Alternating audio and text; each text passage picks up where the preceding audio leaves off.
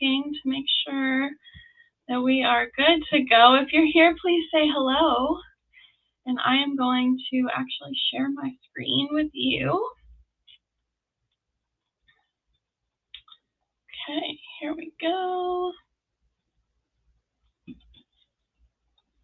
I can see your comments coming in on my end. If you're here with me. Okay, perfect. Let's go here, present this. I'm just going to check in to see if you're good. Okay, we're up. We are ready. Perfect. Thank you for joining me.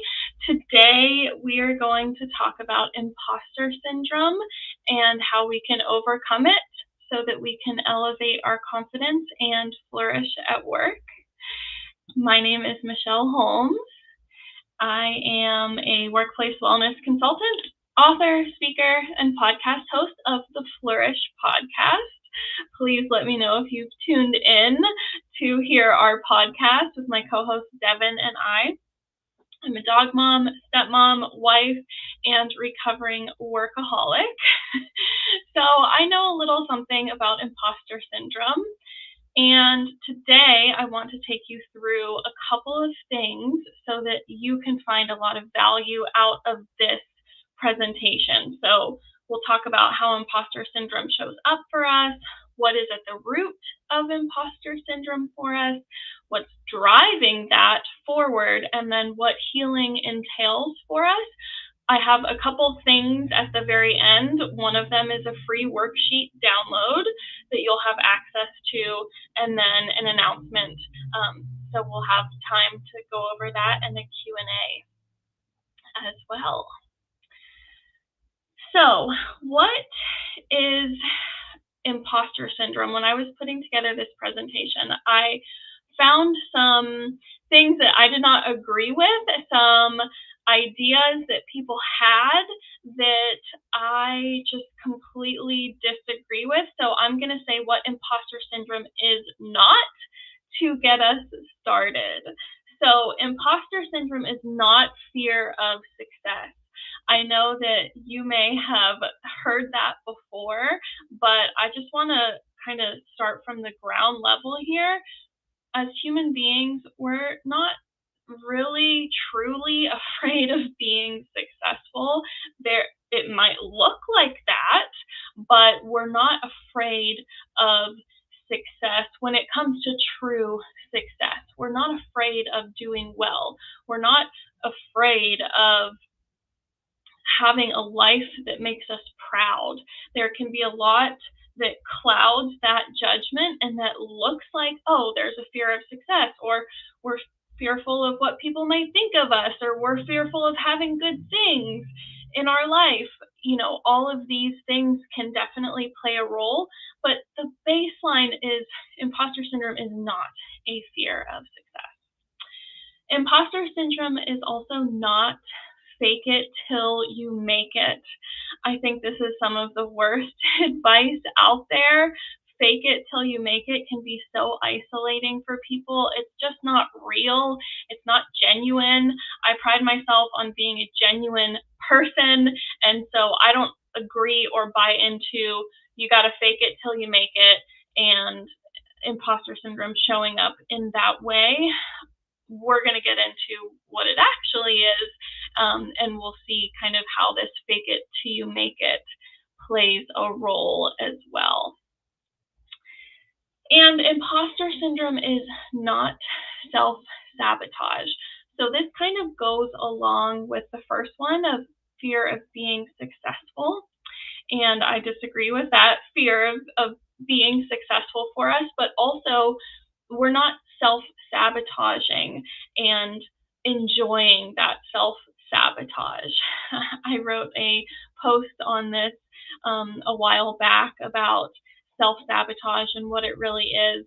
So I'm happy to send that to you. Feel free to comment. I can share the link in the comments.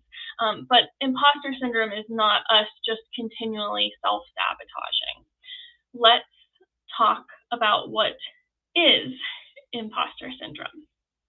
Okay, so Imposter syndrome can be defined as a collection of feelings of inadequacy that persist despite evident success. So if you're here, I think that most of us, when we are experiencing imposter syndrome, we can relate to having these feelings, having these doubts, doubting our abilities, maybe feeling like a fraud, even though we have been successful before in some way, even though we may have a really great job, or we might have some of the markers or the metrics of what success is.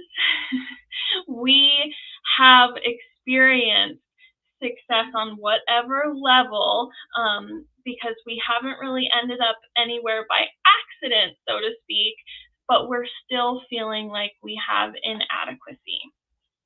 So this shows up in a few different ways.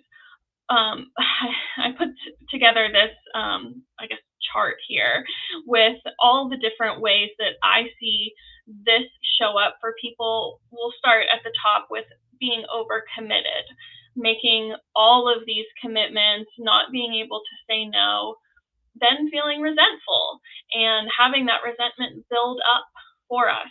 Burnout, this one is huge. I talk a lot about burnout, and there's many drivers for burnout. Low self-esteem, depression, comparing ourselves to others, which we'll talk about, procrastination, playing it safe, perfectionism. Those are kind of like on two separate sides of playing it safe versus everything's got to be perfect. High performers, it shows up in high performers, absolutely, and most of the people that resonate with my content would consider themselves a high performer, which is why I said in this definition here that a lot of us have had success. Because most of the people that I'm working with and speaking to, they do consider themselves a high performer, and I would consider them that as well. They do a lot. They're the movers and the shakers. They get things done. So it's not that they've just automatically gotten themselves in some position that they're completely, truly unqualified for. They have that measure of building up or even being deserving of the role that they have. Anxiety, self-criticism, and of course, self-doubt. So let me know if any of that resonates with you, and let's go a level deeper. And if all of this is kind of resonating so far, just feel free to put imposter in the comments so I know that you are picking up what I am putting down. So if we go a level deeper, we can look at some limiting beliefs. And this is big for people because the limiting beliefs that show up specific to imposter syndrome are some of these that I have put here, which is I don't deserve blank. I don't deserve recognition or success or money. And having that belief driving us, that's a core belief that we've developed. Another is I am unworthy.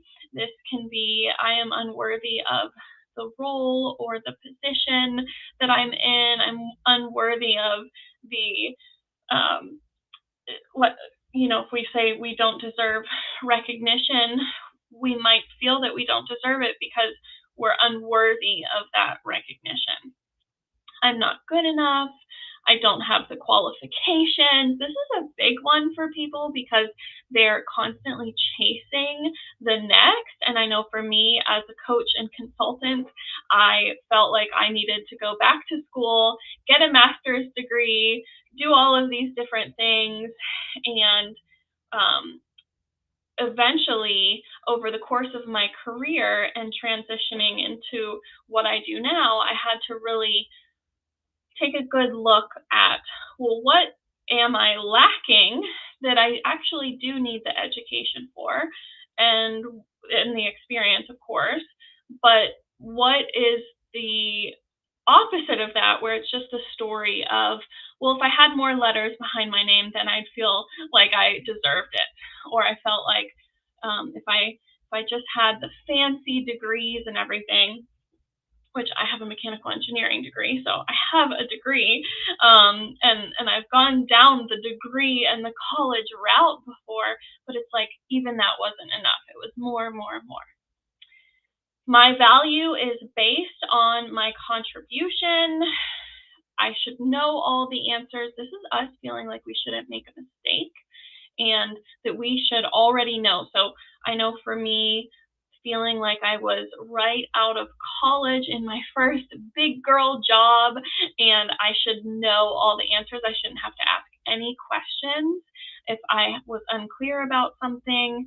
And so not really giving myself that realistic expectation and the compassion as well, that we don't have to know everything. There's experts and even they don't know everything. I have to be good at everything I do, or I have to be good at this, and it must be perfect. So lots of perfectionism with some of the people who really struggle with imposter syndrome. So if any of these resonate with you, please feel free to put them in the chat. And if you want more information on limiting beliefs, because I know that's like a pretty surface level kind of deal, I do have a training that I've done already on limiting beliefs. It's not a public training, so I'd have to send it to you. Please reach out and let me know if you need me to send it to you. I'd be happy to. But let's just give a bit more context for the limiting beliefs and how this plays a role. So a limiting belief, I like to use this visual, is basically the rose-colored glasses. And rose-colored glasses, I know that's kind of like the connotation of seeing everything in this light, in this positive light, right? We might be feeling like something's better than it actually is. Well, let's just call it colored glasses, because when we have a limiting belief, we're putting on those glasses here like they're doing, and we're seeing the world through this lens. So we're having these experiences that all of us go through experiences. All of us learn from those experiences, either something good, something not so good, and we begin to see the world in this new way. And we don't really take the glasses off because it's an unconscious way, it's an unconscious perspective, right? Until we really bring it to our awareness, we don't know that our learnings have impacted how we see the world. So a limiting belief is a thought, opinion, state of mind, or conviction you believe to be absolutely true, but that belief holds you back in some way. So it's a limit. It's this limiting belief. So these are subconscious patterns. We're not aware of them until we are aware of them. And the way that we become aware of them is we have to do the work to bring them up to our consciousness. So let's dive in a little bit more here. So we have this imposter syndrome, these feelings of inadequacy.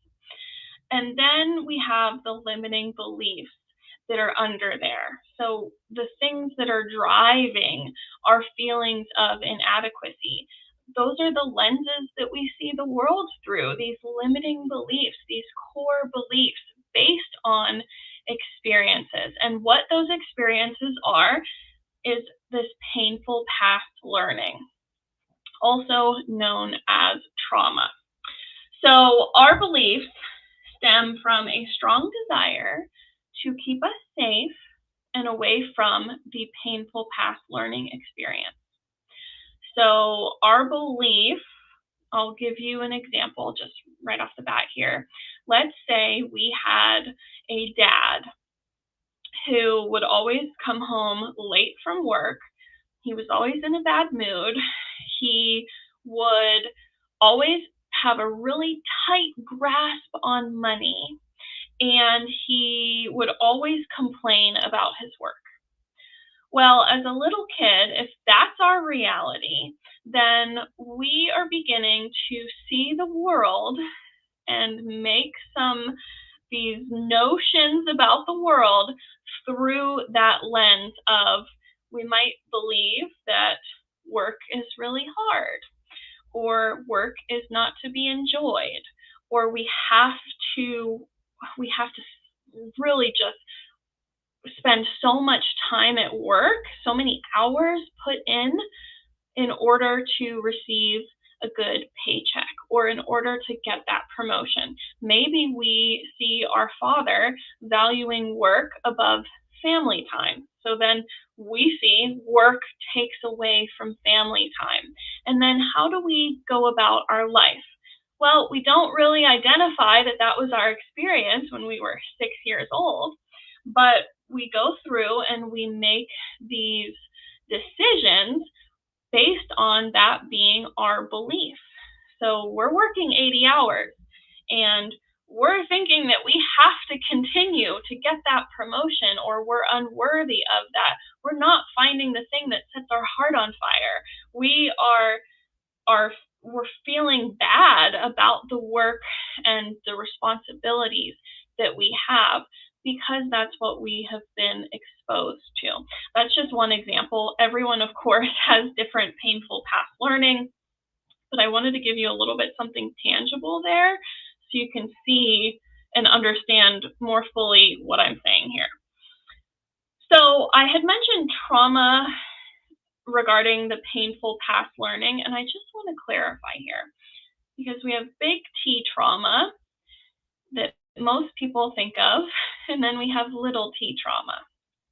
So big T trauma, of course, we have these life-changing incidents, these experiences like war, accidents, natural disasters, neglect, assault, violence, right? We are having these experiences that not all of us have. Not every single person has been exposed to parental neglect, right? Or violence in the home. These are big T traumas. When we think about trauma, it's very easy for us to think about this. It's also very easy for us to say, oh no, I don't have any trauma because I don't have the big T trauma. On the flip side, we have little t trauma, and these are things that seem, in the grand scheme, of course, when we're comparing it to something like war, seem a lot smaller, but still impact us. And I would say every single person who lives, especially with being exposed to social media now and going through middle school, has some level of experienced this little t trauma, these painful past learnings.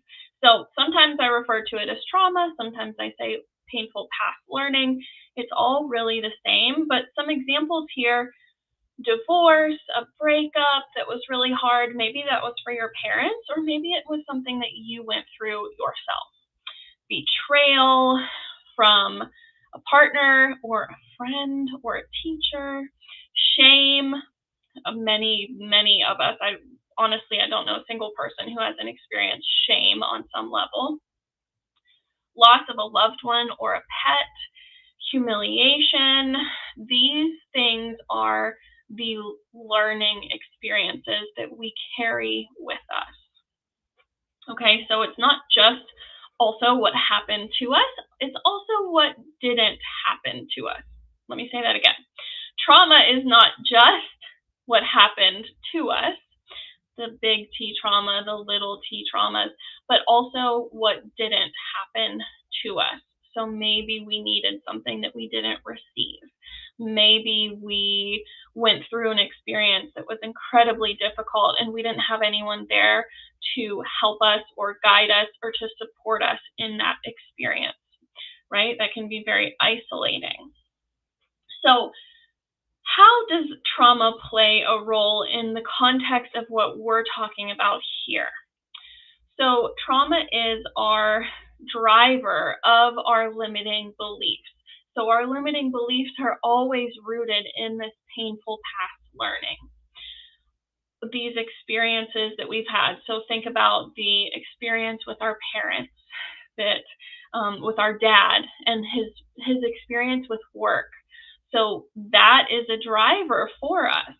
This could also be something that we have not been exposed to directly, but that we have heard about or that we have seen in the secondary nature. That can still drive limiting beliefs.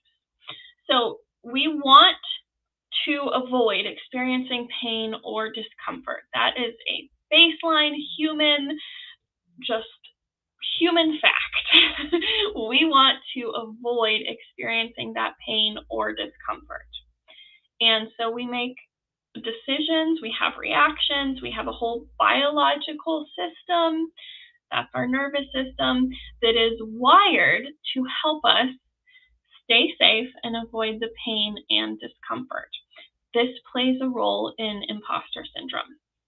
This also leads us to overfunction or underfunction. So overfunctioning looks like a lot of what I think people can relate to is high performance. We're perfectionists. We're not allowing any room for mistakes. We're very hard on ourselves. The bar is set very high. We may also feel like we have to fake it till we make it. We drive ourselves into a burnout state. We're going, and we may be people pleasing. So these are some examples of what overfunctioning looks like.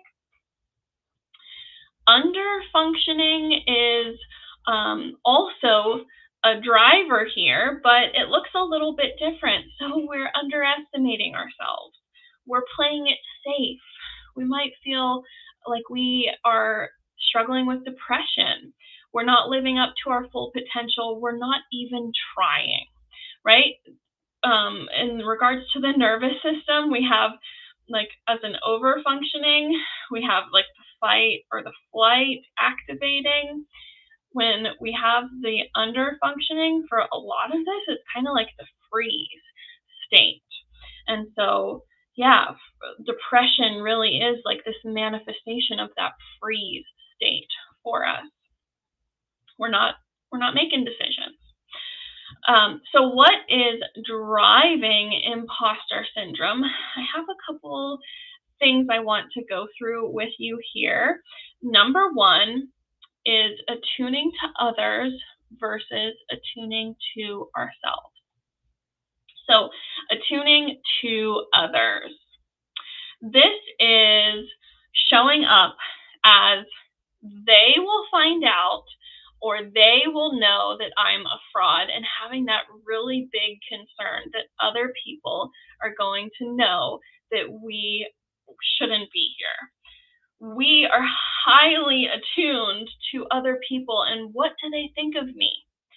What's their opinion of me? What are they saying behind my back? Do they think I'm successful? Am I making them happy? Attuning to others is a coping mechanism basically for keeping us safe that happens during the development as children. We have to be attuned to other people. When you are an infant, you have to be attuned to your caregiver, and you're going to make your decisions across your lifetime with that experience with these other people. When you are a newborn, your survival depends on other people. And so we are biologically wired to attune to others. But sometimes as we develop and we don't need to, I'm not going to say we don't need to attune to others because we absolutely do. We're social people. We need to connect. We need to be engaged. However, there's this factor of self-trust and self-reliance and even self-confidence. And so when it's time to make that transition, even baby steps there, sometimes we're stuck in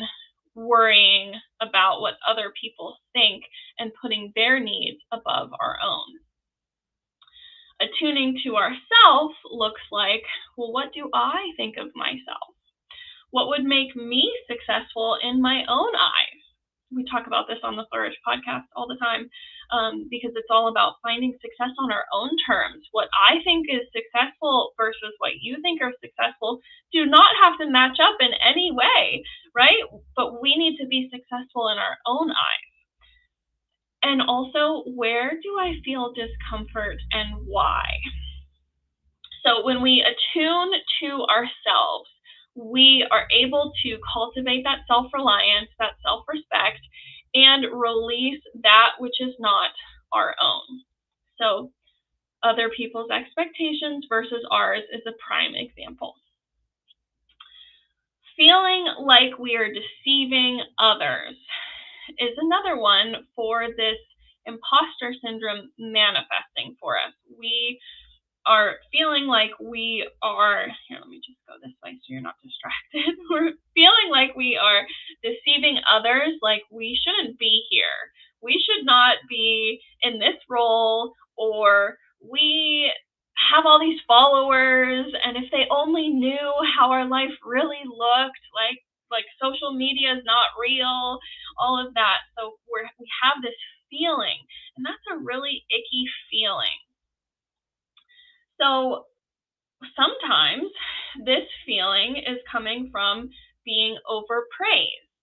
So overpraised as a child brings about things like, okay, I'm deceiving others because my parents are so stoked on the littlest things.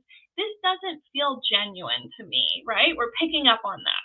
We may have the person who's like, oh my gosh, you are the best there ever was.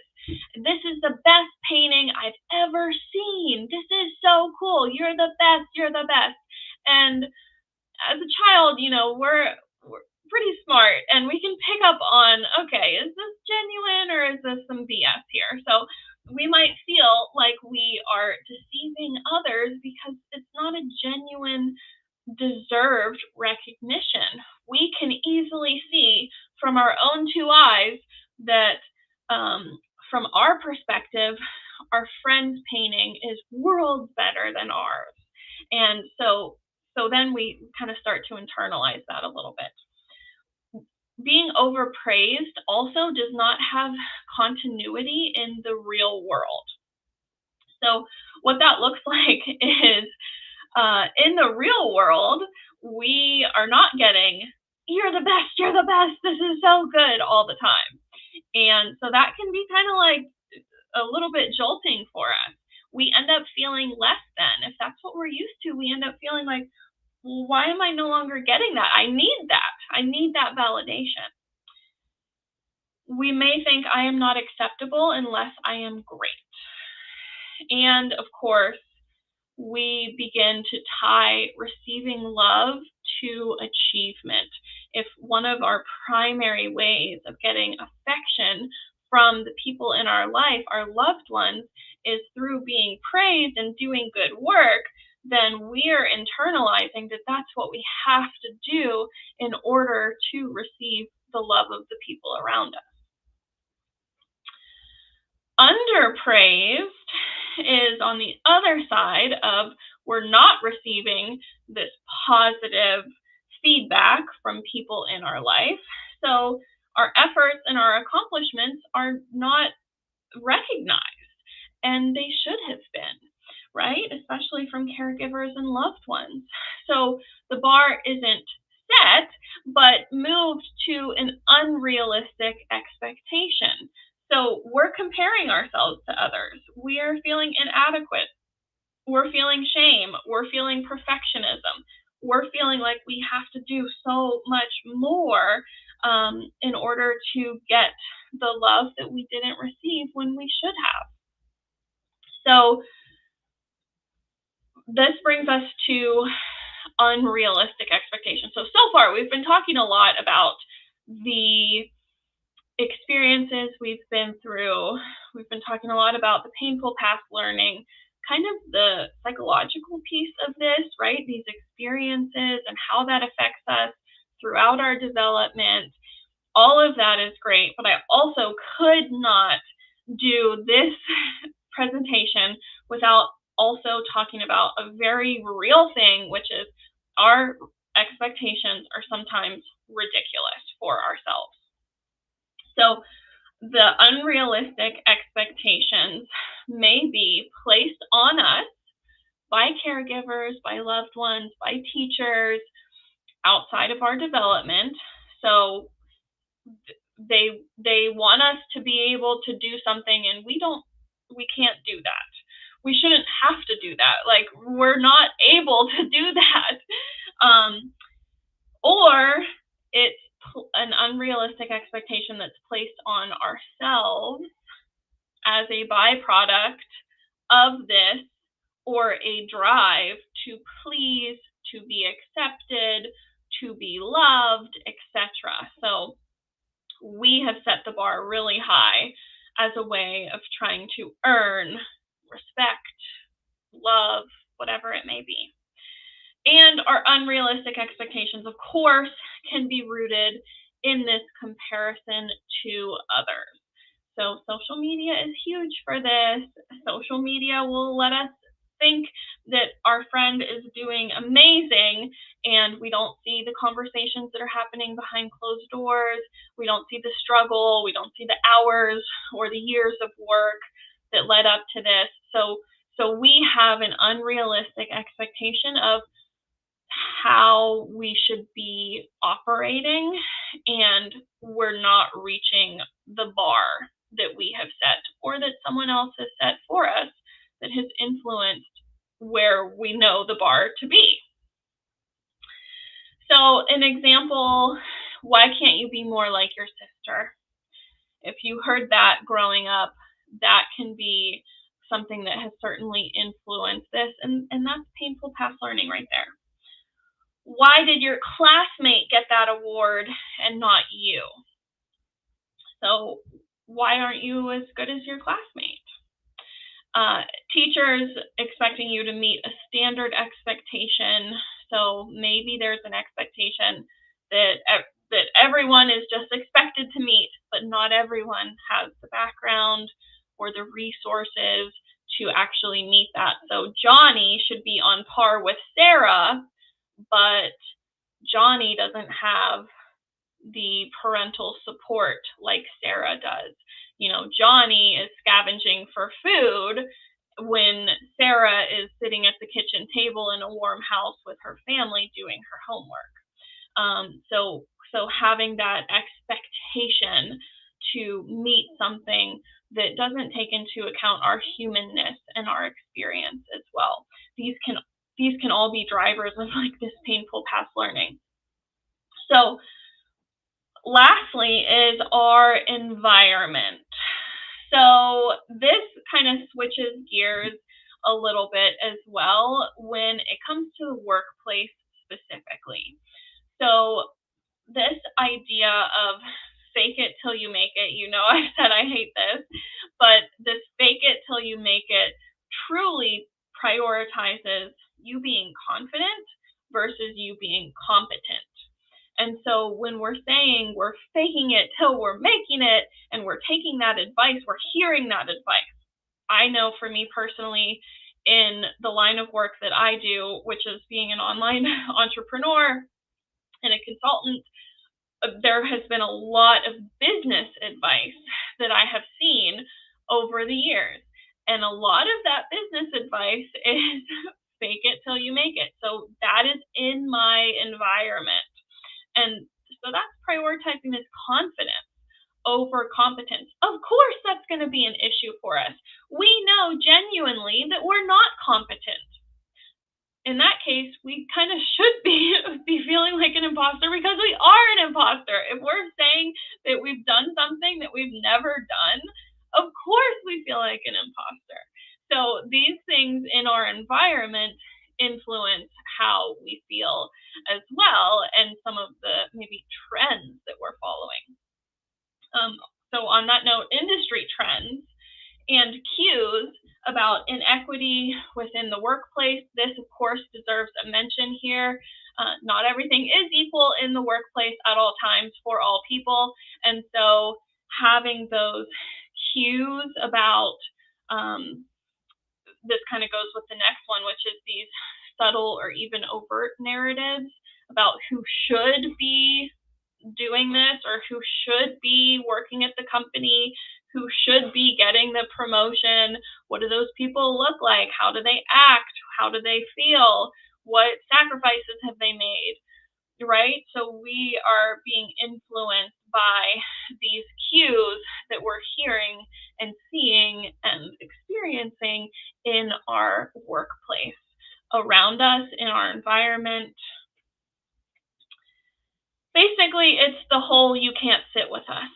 So coming from Mean Girls, you can't sit with us, right? You don't fit in. And so that can also drive us feeling like an imposter as well. Okay, so clearing out imposter syndrome. So I want to give you some actionable things that you can do to move in the right direction, because if you've spent this much time with me already, I know that you are dedicated to actually doing something about this, right? I know that you're experiencing enough pain that you're like, okay, yep, imposter syndrome, not that cool. Let's see if we can change that.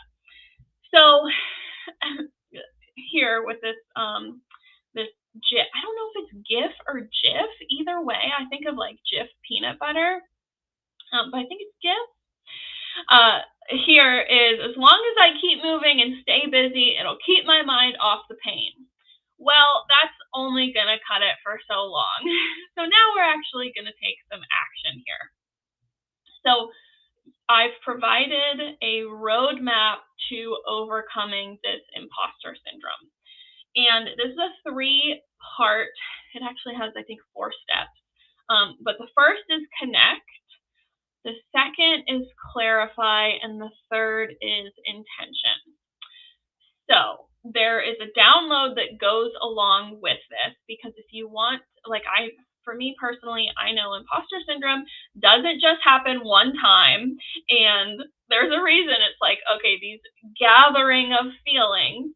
So we're going to be experiencing this in little and big ways over the course of our life, of our career, of the near future, if this is something we're really trying to work on. So I want you to be able to download these steps.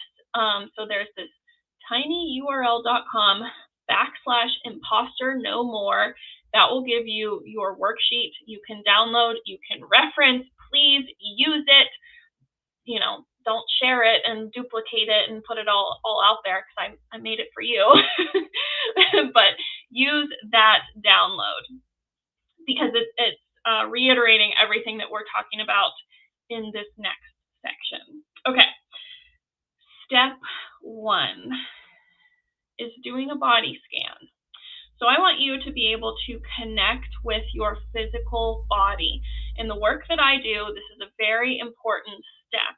We must connect with our physical body. It's all related. Our physical and our mental and our spiritual and our emotional are all connected.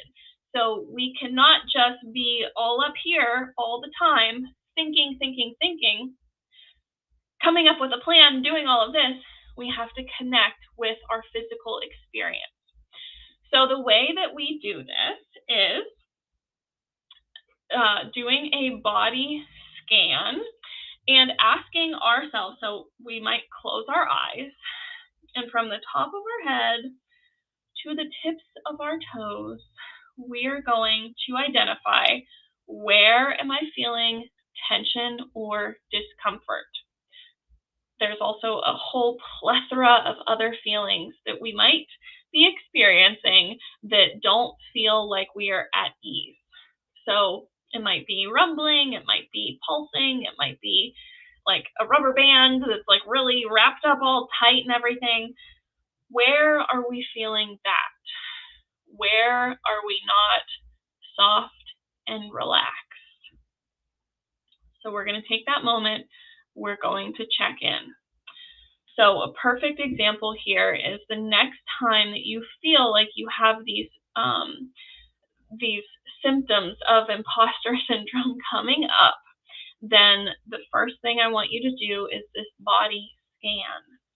The second thing is softening. So you've done the scan, you're connecting here. This is something that we have to be intentional about. Our muscles don't just soften because we want them to soften. We have to go through and release that tension. So we soften and relax the tension. This will allow us to be far more clear up here in our brains because this is the connection of our biological stress system to our physical body and our mind are connected. That's how we are wired. So we want to be able to soften and relax.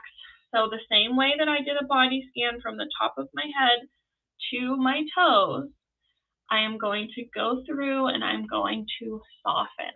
This is an exercise I want you to feel free to do 1,000,000 times a day if it takes, but becoming aware, because our body has an immense amount of wisdom for us, right?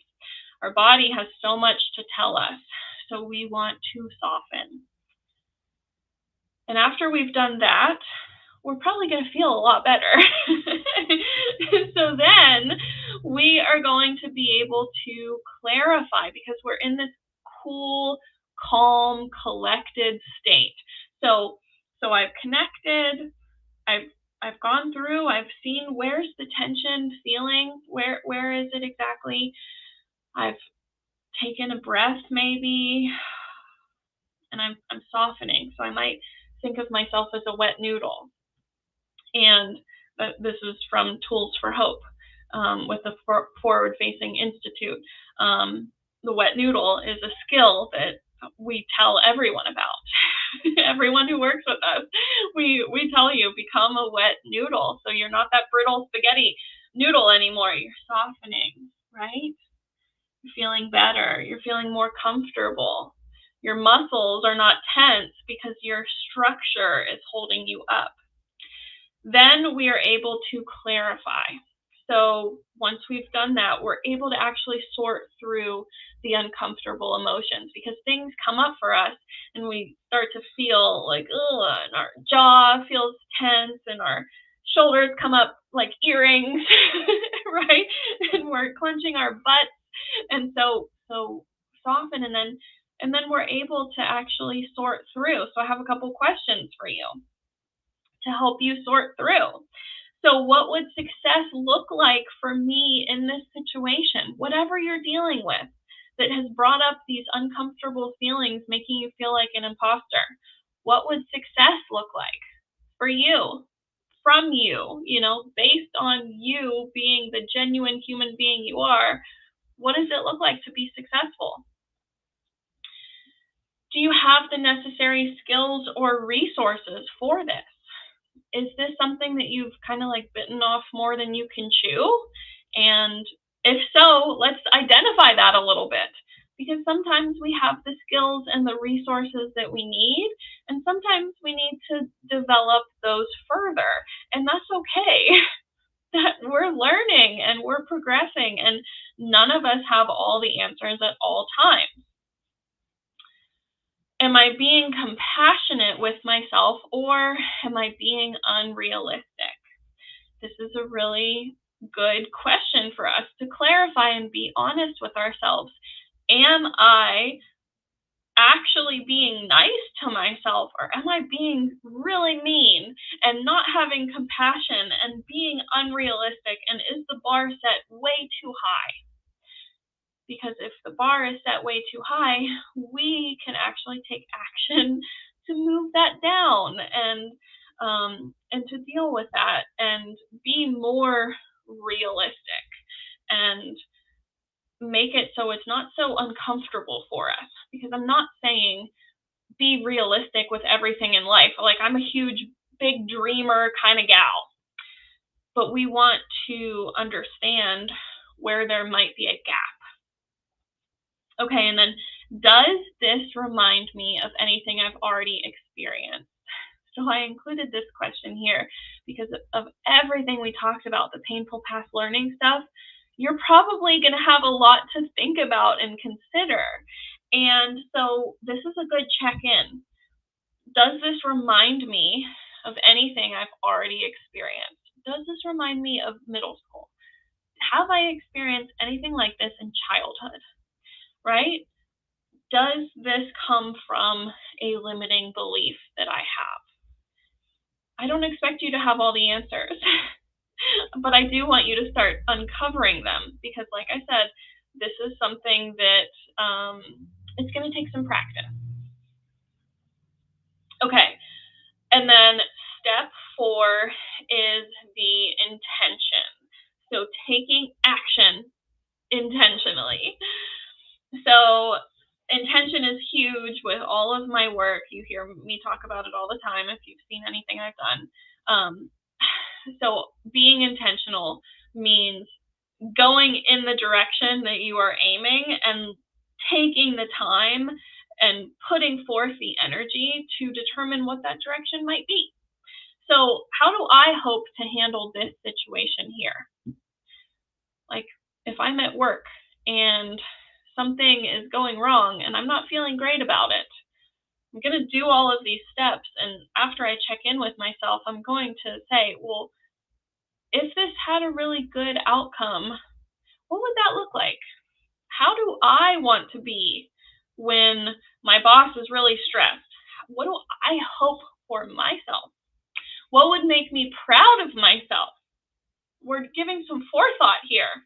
We're actually thinking about, well, yeah, what would make me excited and happy, proud, feeling at ease? What's my ideal outcome? What action should I take to help my ideal outcome come to life? So if I know what would be very pleasing to me, what would make me proud of myself, what would be genuine to me, if I knew that, then what actions should I go ahead and do right now that are going to get me closer to that? Perfect example here is someone who's afraid to give a presentation or to speak in public or at work, right? Well, the ideal outcome for them might be, no, I really do want to speak. I really do want to be able to give the presentation. Okay, great. That's amazing. So if you really want to be able to give that presentation and for it to be the ideal outcome for you to rock that presentation, then what do you need to do? Right? We're not just going to fester around in our feelings. We're going to say, well, what actions should I take? Should I join Toastmasters? Should I do some test runs with my dog? Right? Should I invite my neighbor over so they can hear me and hear my presentation and tell me if it's like making sense? Right? What actions do I need to take? And then what would I do if I knew I wouldn't fail? So that's always a good check-in for ourselves to know. What would we do if we knew we could not fail? Because if we knew we couldn't fail, then that gives us a pretty good roadmap for what direction we want to go. Again, that worksheet is available for you for download, tinyurl.com/imposter no more. So I hope that with those guidelines, with that roadmap, you are going to be able to start to uncover some of the things that are necessary for you to uncover as you are trying to overcome this feelings of inadequacy, feelings of shame, feelings of undeserving, whatever that might be. We talked about a lot of what plays into this, and I know that is it's kind of like sometimes it's heavy. When I was thinking about all the things I put into this presentation, I was like, wow, this is a lot. This is a lot for people to take in. And so the takeaway for you is to just do some baby steps here, because I don't expect you to be done with this in a week. And it's going to take multiple exposures to the things in our life that we are needing to overcome as we're going. So as we're improving, as we're evolving and getting better and feeling better and putting this further and further behind us, it's not like one fell swoop and we're done with it. This is work. These painful past beliefs and these learnings did not just develop magically overnight in one day.